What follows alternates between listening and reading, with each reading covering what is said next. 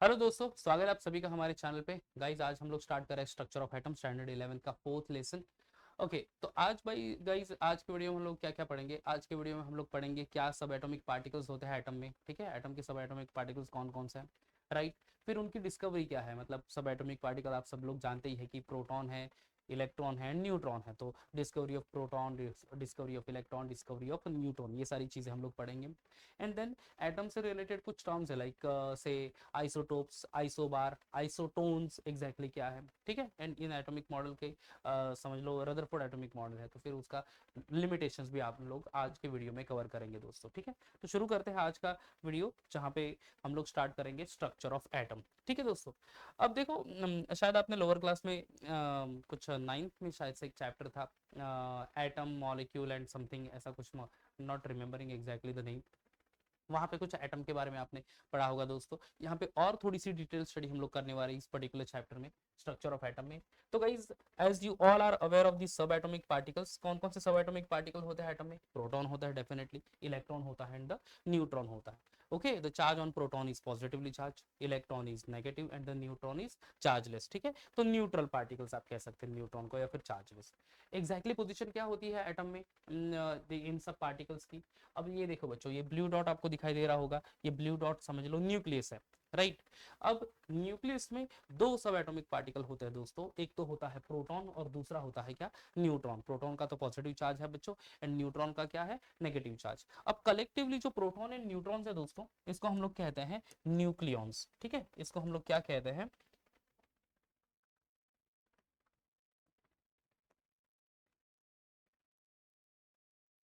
Nucleons. Understood. अब ठीक है, तो जो प्रोटॉन न्यूट्रॉन है उसको हम लोग न्यूक्लियस कहते हैं दोस्तों। अब आगे बढ़ते हैं, इलेक्ट्रॉन कहाँ पे होता है। इलेक्ट्रॉन डेफिनेटली एटम में ही होते हैं, बट अराउंड न्यूक्लियस रिवॉल्व होते हैं दोस्तों। तो ये आप जो आपसे एक व्हाइट कलर के सर्कुलर पाथ देख रहे हैं, ठीक है, in this circular path only the electrons are revolving. ठीक है, समझ लो इलेक्ट्रॉन्स को मैंने से जस्ट एक सिंपली सर्कल दे दिया। ठीक है, तो ये हो गया इलेक्ट्रॉन्स, ये इलेक्ट्रॉन्स है। ठीक है, ये यहाँ पे 1 2 3 4 5 6 7 एंड 8, ये इलेक्ट्रॉन्स है। ठीक है, इसी तरह से हर एक शेल में नंबर ऑफ इलेक्ट्रॉन्स बढ़ते जाते हैं दोस्तों। ठीक है, तो these are the electrons. Understood. तो गाइस ये है subatomic particles, proton, electron and neutron. Position भी मैंने बता दी, प्रोटॉन की पोजीशन एंड न्यूट्रॉन की पोजीशन क्या है, exactly in the centre of the atom, उसको न्यूक्लियॉन्स कहते हैं। वो कहाँ किस में होता है, न्यूक्लियस में होता है, और around nucleus electrons are involve. ठीक है दोस्तों, ओके। सॉरी। अब डिस्कवरी ऑफ इलेक्ट्रॉन, इलेक्ट्रॉन की discovery and discovery of proton, ये दोनों चीजें हमें यहाँ पे पढ़नी है दोस्तों। डिटेल स्टडी है नहीं, जस्ट कौन सा एक्सपेरिमेंट हुआ है और किस बेसिस पे discovery of electron and proton हुआ है दोस्तों, ये हमें यहाँ पे स्टडी करना है, राइट। तो डिस्कवरी ऑफ इलेक्ट्रॉन के लिए क्या यूज किया था बच्चों, डिस्कवरी ऑफ इलेक्ट्रॉन के लिए यूज किया था एक स्पेशल ट्यूब जिसको कहते हैं कैथोड रे ट्यूब। ठीक है, क्या कहते हैं, कैथोड रे ट्यूब। तो देखो देखो बच्चों, आप ये यहाँ पे देख सकते हैं, ये एक ट्यूब है। ओके, यस, ये ट्यूब यहाँ पे कैथोड है, ये जो पोजीशन है ये कैथोड का है। ठीक है, यहाँ पे पॉजिटिवली चार्ज एनोड है, ये वाला जो है दैट इज एनोड। ठीक है, और यहाँ पे बच्चों at the end of the से ट्यूब एक वाइडन पोर्शन है, और जहाँ पे एक फ्लोरोसेंट स्क्रीन रखी हुई है। ठीक है, फ्लोरोसेंट स्क्रीन ये वाली जो आप देख सकते हैं, ये फ्लोरोसेंट स्क्रीन है। ओके, ये पूरी फ्लोरोसेंट स्क्रीन, राइट। और फ्लोरोसेंट स्क्रीन का रोल क्या है बच्चों, जो फ्लोरोसेंट स्क्रीन का रोल ये है कि वो मूवमेंट ऑफ पार्टिकल्स डिटेक्ट करेगा। कैसे, जब भी कोई पार्टिकल्स उसके ऊपर इंसिडेंट होगा, मतलब उसके ऊपर स्ट्राइक होगा, तो वो पर्टिकुलर स्क्रीन जो है, वो पर्टिकुलर पोजीशन एक्चुअली कह सकते हैं हम लोग स्क्रीन का, वो ग्लो हो जाएगा। ठीक है, तो जैसे ही वो ग्लो हो जाएगा तो फिर हमें पता चलेगा कि मूवमेंट ऑफ पार्टिकल इस तरफ से है। ओके, से फ्रॉम से कैथोड टू एनोड की तरफ से है, इस तरह से हम लोग यहाँ पे प्रेज्यूम कर सकते हैं। एंड द सेम थिंग कि जो स्ट्राइक हो रहा है, क्योंकि जो पार्टिकल्स है वो हमारे लिए हम अपने नॉर्मल आई से देख नहीं पाएंगे उसको, तो फिर उसके डायरेक्शन को डिटेक्ट करने के लिए ही यहाँ पे रखा हुआ है ये स्क्रीन। ओके, अब ये कैथोड रे ट्यूब जिसमें नेगेटिवली चार्ज कैथोड है, okay, positively charge anode, definitely वो कैथोड एनोड ये मेटालिक प्लेट होंगे दोस्तों। अब यहाँ पे स्क्रीन रखी हुई है, एंड ये कैथोड रे ट्यूब को एक स्पेसिफिक गैस से इनक्लोज कर लेते हैं। ठीक है, स्पेसिफिक गैस से इनक्लोज कर लेंगे एंड देन आफ्टर क्या करेंगे, यहाँ पे इलेक्ट्रिक डिस्चार्ज अप्लाई कर लेंगे। अब होगा क्या दोस्तों इसमें कि जब भी ये हाई वोल्टेज अप्लाई कर लेंगे यहाँ पे in this cathode ray tube which having certain से टाइप ऑफ गैस, अब होगा क्या बच्चों, एक सर्टन टाइप ऑफ रेडिएशन जो है ये ये ट्रांसफर होना स्टार्ट हो जाएगा, एक मूवमेंट करना स्टार्ट हो जाएगा। और किस डायरेक्शन में करेगा वो, ये इस डायरेक्शन में जाएगा, नेगेटिव चार्ज कैथोड से पॉजिटिव चार्ज एनोड की तरफ जाएगा। ठीक है, चार्ज देख लो कैथोड एंड एनोड को, कैथोड के ऊपर नेगेटिव चार्ज है एंड एनोड के ऊपर है पॉजिटिव चार्ज। सो नेगेटिव से पॉजिटिव चार्ज की तरफ ऐसे स्ट्राइक होगा, आई मीन मूवमेंट होगी एंड देन ये फिर कंटिन्यूस फिर वो स्ट्राइक होके यहाँ पे आई मीन मूव होके zinc sulphide generally fluorescent screen हम लोग यूज करते हैं उसके ऊपर स्ट्राइक होगा। जैसे ये जिंक सल्फाइड स्क्रीन के ऊपर स्ट्राइक हो गया, क्या होगा, वो पर्टिकुलर पोर्शन ग्लो होगा, इसका मतलब हमें डायरेक्शन पता चलेगी उस पार्टिकल की। ठीक है, जो पार्टिकल वहां से इमिट हो रहा है उसके पार्टिकल की डायरेक्शन पता चलेगी। और डायरेक्शन कैसे पता चलेगी, नेगेटिव से पॉजिटिव चार्ज एनोड की तरफ, नेगेटिव चार्ज कैथोड से पॉजिटिव चार्ज एनोड की तरफ ऐसे वो जा रहा है। इसका मतलब ये है बच्चों कि देखो इलेक्ट्रॉन हमने यहाँ पे सब एटॉमिक पार्टिकल पढ़ा और उसके चार्जेस भी हमने पढ़े। प्रोटॉन तो पॉजिटिव चार्ज है, इलेक्ट्रॉन नेगेटिव चार्ज है एंड न्यूट्रॉन न्यूट्रल स्पीसीज है या फिर चार्जलेस स्पीसीज है। अब देखो चार्ज अगर कैथोड का नेगेटिव चार्ज है और वो जा रहा है towards the end particles travel हो रहे हैं from negative charge to positive charge, तो अपोजिट चार्ज की तरफ वो अट्रैक्ट हो रहा है, इसका मतलब ये है। ठीक है, पार्टिकल जो है वो negatively charge attracted towards the opposite charge, अगर वो शायद से एनोड से कैथोड की तरफ जाता तो फिर हम लोग कह सकते थे कि वो पॉजिटिव चार्ज पार्टिकल वैसे डिविएट हो रहा है, understood. But here the movement of particle from negatively charge cathode to positive charge anode, इसका मतलब ये है कि नेगेटिव चार्ज पार्टिकल्स यहाँ से आ रहे हैं एंड ट्रेवल हो रहा है towards the positive charge anode and then वो पास ऑन हो रहा है एंड वो एनोड के एग्जैक्टली पीछे जो स्क्रीन रखी है उसके ऊपर वो स्ट्राइक हो रहा है, अंडरस्टूड। इसी के बेसिस पे यू नो इन्वेंशन हो गया इलेक्ट्रॉन का। क्या कहा है यहाँ पे, the cathode rays are a stream of a very small and negatively charged particle and these particles are called as electron। In particles को क्या कहा है दोस्तों, इलेक्ट्रॉन। तो कैथोड रेज क्या है, ये एक stream of small and negatively charge particles है। कैसे आइडेंटिफाई किया नेगेटिव चार्ज पार्टिकल्स है, क्योंकि उनकी मूवमेंट नेगेटिव कैथोड से पॉजिटिव एनोड की तरफ है, इसीलिए नेगेटिव कैथोड से पॉजिटिव एनोड की तरफ है, इसीलिए वो नेगेटिव चार्ज पार्टिकल्स है। समझ में आ गया, इसीलिए वो क्या है, नेगेटिव चार्ज पार्टिकल्स। और उन नेगेटिव चार्ज पार्टिकल्स को कहा गया है बच्चों इलेक्ट्रॉन। तो इस तरह से कैथोड रे ट्यूब के हेल्प से बच्चों डिस्कवरी ऑफ इलेक्ट्रॉन की है, अंडरस्टूड। कैथोड रे ट्यूब से डिस्कवरी ऑफ इलेक्ट्रॉन हुई है, समझ में आ गया दोस्तों। होपफुली आपको ये क्लियर हुआ होगा। देखो क्या हुआ है यहाँ पे कि पहले तो कैथोड रे ट्यूब ले ली, ओके जिसमें एनोड एंड कैथोड है, कैथोड को नेगेटिव चार्ज है, एनोड को पॉजिटिव चार्ज है। एनोड के एग्जैक्टली पीछे एक स्क्रीन रखी हुई है जिससे हम लोग मूवमेंट ऑफ पार्टिकल आइडेंटिफाई कर सकते हैं, एक पर्टिकुलर गैस इनक्लोज कर सकते हैं एंड देन अगर वोल्टेज हमने अप्लाई कर लिया तो एक stream of radiation pass on होता है from negative charge cathode to positive charge anode और वो एनोड के एग्जैक्टली पीछे स्क्रीन रखी है वहां पे स्ट्राइक हो जाएगा। इसका मतलब ये है कि कैथोड जो पार्टिकल वहां पे मूव हो रहा है उसका चार्ज क्या है, उसका चार्ज है नेगेटिव, क्योंकि वो पॉजिटिव चार्ज एनोड की तरफ अट्रैक्ट होकर फिर पास ऑन हो रहा है, अंडरस्टूड। और वही कैथोड रेज जो है जिसको हम लोग कहेंगे stream of very small and negative charge particle, और इस पार्टिकल्स को कहेंगे electron and this electrons are present in each and every atom. Okay, ये इलेक्ट्रॉन कहाँ पे है, हर एक एटम में प्रेजेंट होता है दोस्तों, अंडरस्टूड, क्लियर हो गया ये। ओके, तो discovery of electron is done. Now आगे चले जाते हैं for the discovery of a proton. अब प्रोटॉन की डिस्कवरी कैसे की, प्रोटॉन की डिस्कवरी हुई है with the help of a Rutherford atomic model. ठीक है, with the help of a Rutherford atomic model, आप कह सकते हैं यहाँ पे प्रोटॉन की discovery with Rutherford model.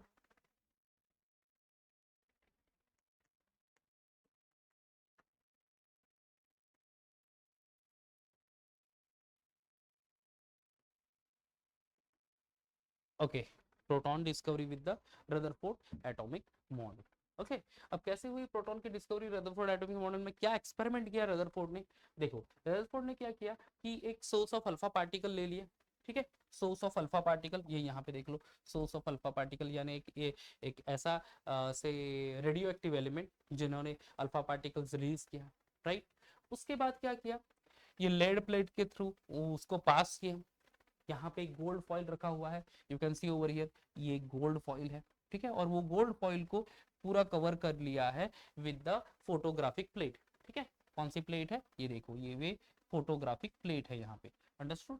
Okay, अब फोटोग्राफिक प्लेट क्या करता है बच्चों, ये फोटोग्राफिक प्लेट ये डिटेक्ट करता है कि कौन से पार्टिकल स्ट्राइक हो, क्योंकि फोटोग्राफिक प्लेट पे जब भी रेडिएशन कोई स्ट्राइक हो जाएगा, ठीक है, तो वो जो पोर्शन है वो ग्लो होना स्टार्ट हो जाएगा दोस्तों। ठीक है, क्या होगा, ग्लो होना स्टार्ट हो जाएगा। अब देखो दोस्तों यहाँ पे क्या हुआ एग्जैक्टली अब गोल्ड फॉइल रखा, थीन गोल्ड फॉइल, उसको उसके सराउंडिंग में फोटोग्राफिक प्लेट रख दी। सोर्स ऑफ अल्फा पार्टिकल, देखो अल्फा पार्टिकल का चार्ज क्या है दोस्तों, अल्फा पार्टिकल का चार्ज है पॉजिटिव चार्ज। अंडरस्टूड, क्या चार्ज है, पॉजिटिव चार्ज। ओके, तो ये positively charge alpha particles passing through the lead plate and bombarded on the gold foil. और जब भी गोल्ड फॉइल में बम्बार्ड किया तो रदरफोर्ड ने ये ऑब्जर्व किया कि maximum rays are passing through the gold foil, ये सारे जो रेज है ये एक certain maximum passing through the gold foil. few of the particles are deviated at certain angle, देखो ये कुछ particles एक certain angle में deviate हो गए, and very few particles are bounced back, okay, at angle of 180 degree। very few particles यानी आप कह सकते हैं एक particle और one radiation out of 20,000 radiation, ठीक है, one particle out of 20,000 particles bounce back at the angle of 180 degree, ये उनका ऑब्जर्वेशन था और इसी के बेसिस पे उन्होंने डिस्कवरी ऑफ प्रोटॉन की दोस्तों। ठीक है, अब क्या किया उसमें यहाँ पे डिस्कवरी ऑफ प्रोटॉन के लिए, तो पार्टिकल्स है राइट, अल्फा पार्टिकल्स को अल्फा पार्टिकल से बम्बार्ड किया गोल्ड फॉइल को, और ये रेडिएशन किस तरह से डिविएट हो रहा है, डिविएशन ऑफ रेडिएशन कैसे पता चलेगा, जैसे ये फोटोग्राफिक प्लेट पे बच्चों यहाँ पे इंसिडेंट होगा तो वहां पे वो वो फोटोग्राफिक प्लेट जो है वो क्या कहेंगे हम लोग, वो ग्लो करना स्टार्ट करेगी, तो उससे हम लोग डिविएशन भी पता चल जाएगा। तो maximum particles are passing through the gold foil, few of the particles are deviated at certain angle and very few particles are bounced back at 180 degree, generally one particle out of 20,000 particle, आप raise कह सकते हैं in terms of rays, one ray out of 20,000 rays। Understood. अब उसके basis पे Rutherford ने क्या किया कि रदरफोर्ड ने ये कहा कि पूरा जो atomic I mean structure of atom है, समझ लो ये एक एटम है, ओके, और ये न्यूक्लियस है सेंटर में, तो in an atom, atom is a hollow sphere, उनका मानना था कि एटम ये एक हॉलो स्फीयर है जहां पे पॉजिटिव चार्ज जो है वो कॉन्सेंट्रेट है इन वेरी स्मॉल वॉल्यूम, तो पॉजिटिव चार्ज ये कॉन्सेंट्रेटेड है इन वेरी स्मॉल वॉल्यूम, और ये जो स्मॉल वॉल्यूम रहेगा वो एग्जैक्टली सेंटर में रहेगा, उस सेंटर को क्या कहा है, न्यूक्लियस कहा रदरफोर्ड ने, right. Then Rutherford says that the electrons are revolving around the nucleus, ठीक है, circularly, ओके, तो इलेक्ट्रॉन है तो इलेक्ट्रॉन न्यूक्लियस के सराउंडिंग में रिवॉल्व हो रहा है, और रिवॉल्व होते होते सर्टन अमाउंट ऑफ एनर्जी भी वो रिलीज कर रहा है, ये भी उन्होंने वहां पे एक्सप्रेस कर दिया। अंडरस्टूड, तो ये चीजें यहाँ पे एक्सप्रेस कर ली Rutherford atomic model, and based on that only the discovery of proton is done. कैसे, क्योंकि ये पॉजिटिव चार्ज पार्टिकल्स है, कुछ पार्टिकल्स जो इंसिडेंट होंगे exactly to the nucleus, nucleus में भी पॉजिटिव चार्ज पार्टिकल होंगे, तो सेम जो क्या कह सकते हैं चार्जेस है वो तो एक दूसरे को रिपेल करेगा, फोर्स ऑफ रिपल्शन वहां पे एग्जर्ट होगा दोस्तों, and force of repulsion exert हुआ तो वो पार्टिकल यहाँ पे एक 180 एंगल पे डिविएट हो गए। So with the help of that proton जो अंदर आई मीन न्यूक्लियस के अंदर जो पार्टिकल है उसका पॉजिटिव चार्ज है, ये यहाँ पे एक्सप्रेस कर पाए रदरफोर्ड। ठीक है, उन्होंने एक चीज और एडिशन कर ली कि bombardment of alpha particles, alpha particle having that atomic number 2 and atomic mass 4 actually है, वो हीलियम के जैसा ही है, ये 2 and 4 is the helium for atomic mass and atomic number. ठीक है, तो ये अल्फा पार्टिकल बम्बार्ड किया विद दिस वन नाइट्रोजन, तो ट्रांसम्यूटेशन हो गया, ट्रांसम्यूटेशन यानी आर्टिफिशियल से change of a nucleus, one nucleus into the another nucleus हो गया बच्चों यहाँ पे, कि ऑक्सीजन एटम फॉर्म कर लिया प्लस ये हाइड्रोजन फॉर्म कर लिया, hydrogen having atomic number 1 and mass number 1, तो ये जो हाइड्रोजन न्यूक्लियस है उसको उन्होंने नेम दे दिया प्रोटॉन। ठीक है, हाइड्रोजन न्यूक्लियस को उन्होंने नेम क्या दे दिया, प्रोटॉन। तो गाइस जब कोई भी अल्फा पार्टिकल्स बम्बार्ड करेंगे to the gold foil, maximum particles are passing through, few of the particles are deviated at a certain angle and very few particles are say come back at 180 degree। so उससे basis पे उन्होंने कहा कि atom में एक छोटा सा volume है, ओके, वो वॉल्यूम उसको उसी में पॉजिटिव चार्ज पार्टिकल, और जब भी वो positive charge and positive rays collide हुए, वो रेज यहाँ पे कोलिजन हो गया, आई मीन कोलिजन होके फिर बाउंस बैक हो गया, बाउंस बैक हो गया मतलब रेज को अगर समझ लो ये रेज है, तो रेज को अगर पॉजिटिव चार्ज है, अल्फा पार्टिकल को पॉजिटिव चार्ज है, तो ये भी एटम में भी कुछ पॉजिटिव चार्ज होंगे, इसीलिए वो फोर्स ऑफ रिपल्शन एग्जर्ट हुआ और बाउंस बैक हो गया, और वो पॉजिटिव चार्ज पार्टिकल को उन्होंने क्या कहा, प्रोटॉन। और देन ट्रांसम्यूटेशन कर लिया नाइट्रोजन का, तो नाइट्रोजन का ट्रांसम्यूटेशन यानी process of conversion of one nucleus into the another nucleus artificially, ठीक है। तो यहाँ पे वो ट्रांसपोर्टेशन से भी हाइड्रोजन वहाँ पे है, तो because every transportation releases the hydrogen atom, हर एक ट्रांसपोर्टेशन हाइड्रोजन एटम रिलीज करता है। इससे हमें पता चला कि हर एक न्यूक्लियस जो है उसमें प्रोटॉन रहेगा, ठीक है, क्योंकि हाइड्रोजन एटम जो है हाइड्रोजन न्यूक्लियस, जिसको उन्होंने प्रोटॉन नेम दे दिया, मतलब हर एक न्यूक्लियस में हाइड्रो अब आई मीन से प्रोटॉन है। तो दिस से way the discovery of electron and discovery of proton is done. अब थर्ड एटॉमिक जो पार्टिकल है बच्चों, nucleon nucleus I am sorry neutron. Neutron का बम्बार्डमेंट हुआ विद द हेल्प ऑफ से अल्फा पार्टिकल्स को बेरिलियम से बम्बार्ड किया गया, ठीक है। अल्फा बेरिलियम को इनफैक्ट अल्फा पार्टिकल से बम्बार्ड किया गया, ये है बेरिलियम एलिमेंट, ठीक है। जो अल्फा पार्टिकल्स है वो बम्बार्ड किए, वो जो पार्टिकल्स कुछ निकल गए वहां से, ठीक है। And few of the particles having the mass equivalent to say proton, but उनको चार्ज नहीं है और वो सेंटर में ही है, ठीक है।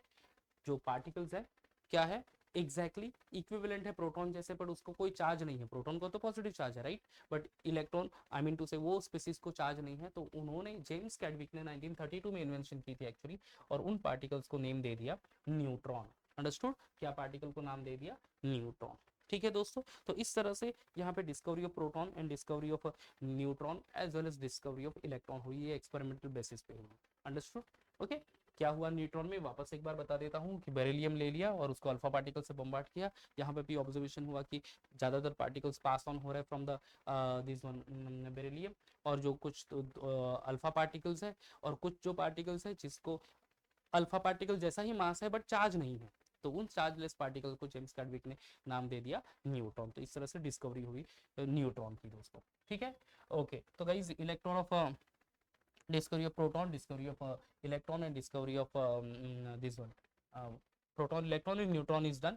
अब बच्चों कुछ टर्म्स हम लोग एटम से रिलेटेड है उसको एक्सप्रेस करते हैं, जैसे कि atomic number is denoted bye Z, lower class में भी पढ़ा होगा हमने, ठीक है। एटॉमिक नंबर क्या अगर एक्सप्रेस कर रहा है, it is express as number of proton that is also equal to number of electron. Atomic number यानी number of proton present in the nucleus और the number of electron revolving around the nucleus, ठीक है। तो अगर समझ लो कि ये कुछ एलिमेंट्स है, हाइड्रोजन, हीलियम, लिथियम, बेरिलियम, उसके बेस पे जो नंबर लिखा हुआ है 1 2 3 4 5 6 7, these are all atomic number. इसका मतलब ये है कि हाइड्रोजन में कितने प्रोटॉन है, number of proton equal to number of electron, तो एक प्रोटॉन है और एक इलेक्ट्रॉन है। हीलियम में कितने प्रोटॉन है, 2 प्रोटॉन 2 इलेक्ट्रॉन। लिथियम में 3 प्रोटॉन 3 इलेक्ट्रॉन। बेरिलियम में 4 प्रोटॉन 4 इलेक्ट्रॉन। बोरॉन में 5 प्रोटॉन 5 इलेक्ट्रॉन। इस तरह से ये बच्चा होगा, ठीक है। अब नेक्स्ट टर्म है atomic mass number. Atomic mass number is denoted by A, okay. तो ए क्या है, it is the sum of proton and neutron, number of proton and the number of a neutron. A is equal to Z plus N, ठीक है। तो N कैसे find out कर सकते हैं बच्चों, N is equal to A minus Z, ये फॉर्मूले से हम लोग फाइंड आउट कर सकते हैं। जैसे कि समझ लो ये एक आर्गन है, राइट। आर्गन ये एलिमेंट है जिसका atomic number 18 and mass number 40, बराबर है। Atomic number 18, mass number 40, z is equal to 18 m a 40। Nucleus neutron find कर सकते हैं हम लोग। n इज इक्वल टू क्या होगा यहाँ पे बच्चों, n इज इक्वल टू देखो a एटॉमिक नंबर a कितना है 40, and then I am sorry mass number, actually mass number is 40 and z क्या है, नंबर ऑफ प्रोटॉन या फिर आप नंबर ऑफ इलेक्ट्रॉन कह सकते हैं इसको। एटॉमिक नंबर वो कितना है 18, तो ये कितना आ जाएगा 22। तो इस तरह से हम लोग नंबर ऑफ न्यूट्रॉन भी फाइंड आउट कर सकते हैं बच्चों। अगर आपने a माइनस जेड कर लिया, a माइनस जेड, तो you'll be getting a number of neutron also. यानी अगर हमारे पास एटॉमिक नंबर पता है, हमें एटॉमिक मास नंबर पता है दोस्तों किसी भी एलिमेंट का, तो हम लोग उसका क्या फाइंड आउट कर सकते हैं, हम लोग उसका फाइंड कर सकते हैं number of neutron present in an atom. Understood guys, okay. Now next 2 3 terms इसको भी हम लोगों को हाईलाइट करना है, जैसे कि आइसोटोप्स। आइसोटोप क्या होता है बच्चों, isotopes having same number of proton but different number of neutron in their nuclei, ठीक है। कोई भी ऐसा न्यूक्लियस जिसमें प्रोटॉन सेम है, प्रोटॉन सेम है मतलब वो सिमिलर एलिमेंट का ही होगा, सेम एटॉमिक नंबर आप कह सकते हैं, and different mass number. Same proton different neutron, same proton यानी atomic number and different mass, different neutron यानी डिफरेंट मास नंबर। जैसे आप देख सकते हैं कि carbon C6 C612 C613 C614, इसका मतलब ये है कि प्रोटॉन तो सब में, सब कार्बन जो है उसमें सेम है, 6 है। न्यूट्रॉन अलग अलग है, क्योंकि हमने अभी प्रोटॉन न्यूट्रॉन का नंबर कैसे फाइंड करते हैं ऐसे फाइंड आउट कर लिया, राइट। तो यहाँ पे पहले जो आइसोटोप है कार्बन का उसमें नंबर ऑफ न्यूट्रॉन कितने हैं 6 है, 6 माइनस 6 12 माइनस 6। अब 13 माइनस 6 कर लो तो कितना बचेगा, 13 माइनस 6 विल बी 7, तो सेकंड इसमें 7 है। 14 माइनस 6 दैट विल बी 8, तो सेकंड आइसोटोप में 8 न्यूट्रॉन है, ठीक है। तो same proton but different neutron call to be isotopes. जैसे है यहाँ पे हाइड्रोजन 1 1 1 2 1 3, यहाँ पे न्यूट्रॉन 0 1 माइनस 1 0, इसमें न्यूट्रॉन 1 2 माइनस 1 1 3 माइनस 1 2, तो ये तीसरे में न्यूट्रॉन जो ट्रिटियम कहते हैं उसको, दैट इज 2 न्यूट्रॉन। तो इस तरह से न्यूट्रॉन के नंबर डिफरेंट है बट एटॉमिक नंबर सेम है isotopes. What is isobar? Isobar opposite है, atom having of different element, वो एक्चुअली डिफरेंट एलिमेंट के एटम्स होते हैं, having same mass number and different atomic number. Mass number same होगा, atomic number different होगा, ठीक है। जैसे कि ये आप एग्जांपल देख रहे हैं, आर्गन 18, पोटेशियम 19, कैल्शियम 20, ठीक है। ये तीनों क्या है, 18 19 20 एटॉमिक नंबर। उनके ऊपर जो लिखा हुआ है नंबर है आर्गन या 40, इधर भी 40 ये भी 40, ये 40 क्या एक्सप्रेस कर रहा है, मास नंबर। तो एटॉमिक नंबर डिफरेंट है बट मास नंबर सेम है। ऐसे अगर ग्रुप ऑफ एलिमेंट्स मिल जाए तो उनको बोलते हैं बच्चों आइसोबार्स, ठीक है। देखो कंफ्यूज नहीं होना, आइसोटोप्स क्या है, same atomic number different mass number. Isobar same mass number different atomic number, ठीक है। In short simple C.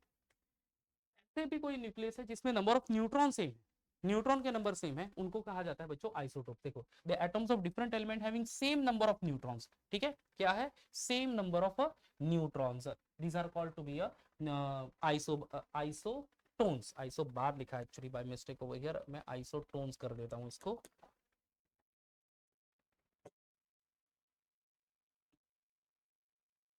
Isotone, जैसे कि एग्जांपल आप देख सकते हैं बच्चों, एग्जांपल बोरॉन 511 एंड कार्बन 612, ठीक है। इसमें दोनों में number of electron neutron same है। बोरॉन की अगर बात करूं तो देखो बोरॉन 11 माइनस 5 कितना आ जाएगा 6, 6 न्यूट्रॉन है।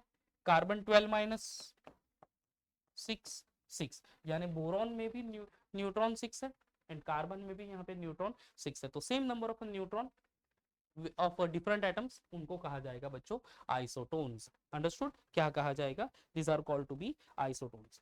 अंडरस्टूड, क्लियर हो गया ये दोस्तों, वेरी गुड। अब आगे बढ़ते हैं। रदरफोर्ड एटॉमिक मॉडल तो हमने यहाँ पे पढ़ा, ये वाला देखो, ओके जो कि डिस्कवरी प्रोटॉन के लिए भी हेल्प करता है। अंडरस्टूड, अब उसके लिमिटेशंस क्या है, देखो रदरफोर्ड एटॉमिक मॉडल के limitations. Rutherford, according to the Rutherford atomic model, मैं पहले स्ट्रक्चर, एटम के स्ट्रक्चर ड्रॉ कर रहा हूँ यहाँ पे, ये समझ लो न्यूक्लियस है और न्यूक्लियस के अराउंड इलेक्ट्रॉन रिवॉल्व हो रहा है, ठीक है। अब according to Rutherford atomic model, atom is shrinking of orbitals, ठीक है। Atom having shrinking of orbitals, यानी उसका मतलब ये है कि इलेक्ट्रॉन रिवॉल्व हो रहा है सर्कुलर पाथ में, पर वो धीरे धीरे धीरे धीरे धीरे धीरे श्रिंक हो रहा है एंड देन न्यूक्लियस की तरफ कोलाइड हो रहा है, ओके न्यूक्लियस में कोलाइड हो जाएंगे, ऐसा होगा, ठीक है। इसका मतलब यह है कि Rutherford fail to explain the stability of atom, क्योंकि हमने स्ट्रक्चर, आई थिंक जब हम some basic concept of chemistry पढ़ रहे थे पहला चैप्टर, उसमें हमने law of conservation of mass पढ़ा था, mass can neither be created not be destroyed, ठीक है। मतलब atom can neither be created not be destroyed, but according to Rutherford कि एटम श्रिंक होता है, श्रिंक होते होते होते एक सर्टेन टाइम आएगा न्यूक्लियस, इलेक्ट्रॉन न्यूक्लियस को कोलिजन करेंगे and then after nuclear atom जो है वो शायद से डिस्ट्रॉय हो जाएगा। तो stability of atom could not explain by Rutherford atomic model, ये पहला लिमिटेशन होता है, shrinking of orbitals that is could not explain the stability of an atom. दूसरा जो है distribution of electron around the nucleus fail to explain, ठीक है। मतलब Rutherford atomic model electron distribution जो है, ओके अगर हम लोग डायग्राम ड्रॉ करें तो ये न्यूक्लियस, ये पहला शेल, दूसरा, तीसरा, दिस वे, तो हर एक शेल में जो कितने नंबर ऑफ इलेक्ट्रॉन्स है वो परफेक्ट डिस्ट्रीब्यूशन क्या होगा एग्जैक्टली वो रदरफोर्ड एक्सप्लेन नहीं कर पाया। हालांकि हमें now we are updated person, तो हमें पता है कि फर्स्ट शेल में 2 इलेक्ट्रॉन होते हैं, सेकंड शेल में 8 इलेक्ट्रॉन होते हैं, थर्ड शेल में 18 इलेक्ट्रॉन होते हैं, आपने 9 10th में भी पढ़ा होगा actually, right. But in those time ये सारी आइडिया नहीं थी, ठीक है। तो हियर द एटम के I am in an atom actually around a nucleus, exactly circular path में कितने इलेक्ट्रॉन्स होते हैं ये डिस्ट्रीब्यूशन एक्सप्लेन अच्छे से नहीं कर पाया था। And second one, atom shrink होता है एज द टाइम गोस, इसका मतलब ये है कि इलेक्ट्रॉन्स रिवॉल्व होते होते होते होते एक सर्टेन टाइम के बाद न्यूक्लियस पे कोलिजन होंगे, मतलब stability of an atom could not explain by Rutherford atomic model. तो गाइज ये लिमिटेशंस है रदरफोर्ड एटॉमिक मॉडल के, ओके। तो गाइज देखो आप आज पूरे वीडियो में हमने क्या क्या चीजें नोट कर ली, पहले तो सब एटॉमिक पार्टिकल्स और उनके चार्जेस यहाँ पे हमने नोट कर कर लिए, and then after discovery of electron proton हमने कंप्लीट कर लिया, डिस्कवरी ऑफ न्यूट्रॉन, और उसके बाद terms related with the atoms like atomic number, atomic mass number, isotope, isobars and isotones, and lastly हमने कंप्लीट कर लिया बच्चों रदरफोर्ड एटॉमिक मॉडल। ठीक है, नेक्स्ट लेक्चर में development leading to the Bohr's atomic model, ये हमें कंप्लीट करना है, उसके लिमिटेशन भी हम लोग वहाँ पे कंप्लीट कर लेंगे। ठीक है, dual nature of a particle as well as electromagnetic radiation, ये सारी चीज़ें हम लोग नेक्स्ट लेक्चर में कंप्लीट करेंगे दोस्तों। ओके, तो गाइज होपफुली आपको सारी वीडियो थोड़ी सी नॉलेजेबल लगी होगी, थोड़ी सी इन्फॉर्मेटिव लगी होगी। अगर आपको ये वीडियो अच्छा लगा होगा तो वीडियो को लाइक कर देना, और अगर चैनल सब्सक्राइब नहीं है दोस्तों तो ऐसे ही वीडियो इन और इंटरेस्टिंग कंटेंट के लिए आप चैनल भी सब्सक्राइब कर सकते हैं दोस्तों। ठीक है, तो नेक्स्ट वीडियो में बच्चों मिलते हैं मोर इंटरेस्टिंग कंटेंट के साथ of the structure of atom chapter. तब तक बाय बाय, ठीक है।